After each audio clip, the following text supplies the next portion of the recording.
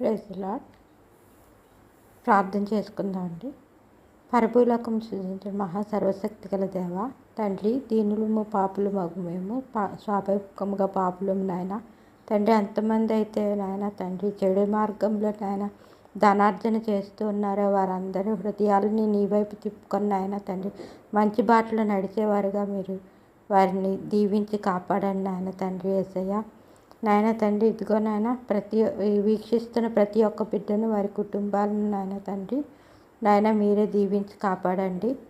నా నోటి మాటలు మా అందరి హృదయ ధ్యానములు నీ దృష్టికి అంగీకారమగట్లు మీ సహాయాన్ని అనుగ్రహించమని ఇది నా ప్రార్థనను ఆలకించమని నజరేయుడైన యేసయ్య అతి పరిశుద్ధ నామంలో అతి శ్రేష్టమైన నామంలో అడిగి బ్రతిమాలు వేడుకొంచున్నాం తండ్రి. ఆమేన్.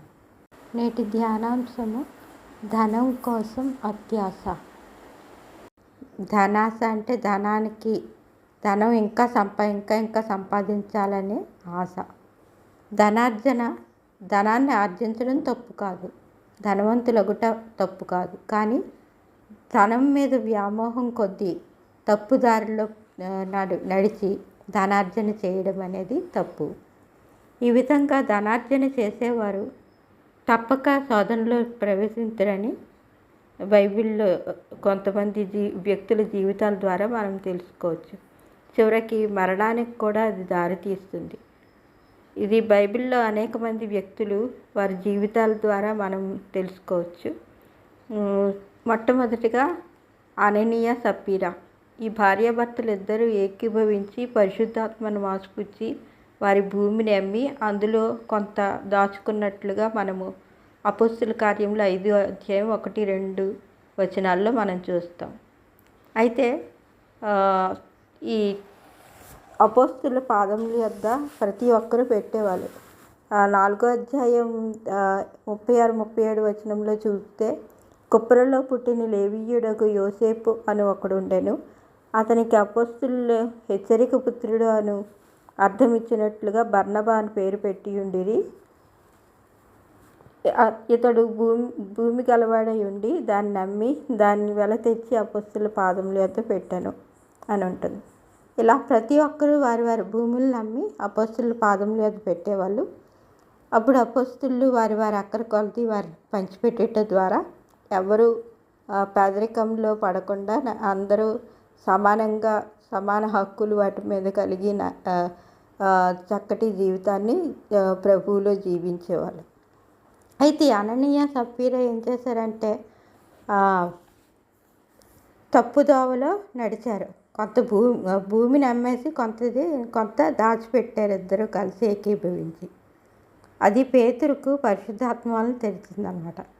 పేతురు 5వ అధ్యాయం 3వ వచనంలో చూస్తే, అప్పుడు పేతురు అననీయ, నీ భూమి వెలలో కొంత దాచుకొని పరిశుద్ధాత్మను మోసపుచ్చుటకు సాతాను ఎందుకు నీ హృదయమును ప్రేరేపించను? అది నీ యొద్ద ఉన్నప్పుడు నీదే కదా, అమ్మిన పిమ్మట అది నీ వశమై ఉండలేదా? ఎందుకు ఈ సంగతి నీ హృదయంలో ఉద్దేశించుకున్నావు? నీవు మనుష్యులతో కాదు దేవునితోనే అబద్ధమాడితివని అతనితో చెప్పాను. అననీయ ఈ మాటలు వినిచునే పడి ప్రాణము విడువగా వినిన వారికి అందరికీ మిగుల భయం కలిగినని ఉంటుంది.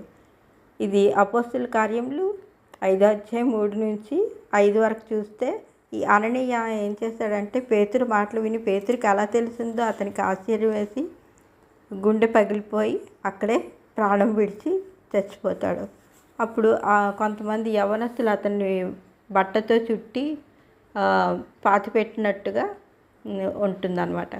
తర్వాత వచనంలో 6వ వచనంలో అప్పుడు పేతురు పడుచువారు లేచి వానిని బట్టతో చుట్టి మోసుకొని పోయి పాతిపెట్టిరి.